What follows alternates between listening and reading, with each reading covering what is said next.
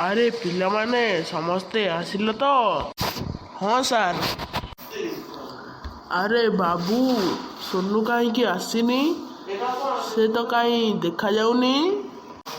Sir, ସେ ମୋତେ କହିଲା ତୁ ଆଗରେ ଚାଲ, ମୁଁ ପଛରେ ଯାଉଛି। ସାର୍ ମୁଁ ଆସିଲି। ତୁ ଏତେ ଡେରିରେ କାହିଁ ଆସିଲୁ?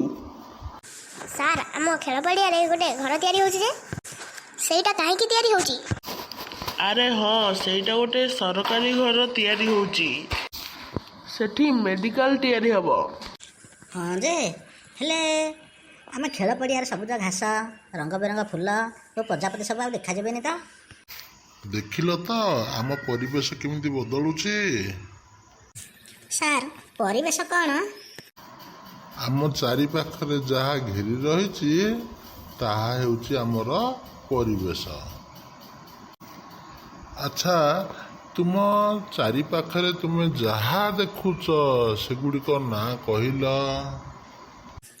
ଆମ ବିଦ୍ୟାଳୟ, ଟେବୁଲ, ଚେୟାର, ଗଛ, ଖେଳ ପଡ଼ିଆ, ପାହାଡ଼, ଝରଣା, ନଦୀ, ହ୍ରଦ, ସମୁଦ୍ର, ପଶୁ, ପକ୍ଷୀ, ମଣିଷ ଇତ୍ୟାଦି।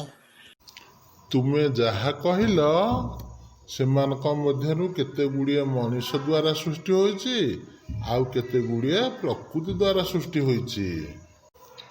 ବାବୁ, ତୁ କହିଲୁ କେଉଁ ଗୁଡ଼ିକ ମନୁଷ୍ୟ ଦ୍ୱାରା ସୃଷ୍ଟି ହୋଇଛି? ଘର, ବିଦ୍ୟାଳୟ, ଟେବୁଲ, ଚେୟାର, ରାସ୍ତା, କଳକାରଖାନା, ପୋଲ, ଗାଡ଼ି ମଟର, ପୋଷାକ ଇତ୍ୟାଦି। ସୋନୁ, ତୁ କହିଲୁ କେଉଁ ଗୁଡ଼ିକ ପ୍ରକୃତି ଦ୍ୱାରା ସୃଷ୍ଟି ହୋଇଛି? ପାହାଡ଼, ଝରଣା, ନଦୀ, ହ୍ରଦ, ସମୁଦ୍ର, ଗଛ, ଜୀବଜନ୍ତୁ ଇତ୍ୟାଦି।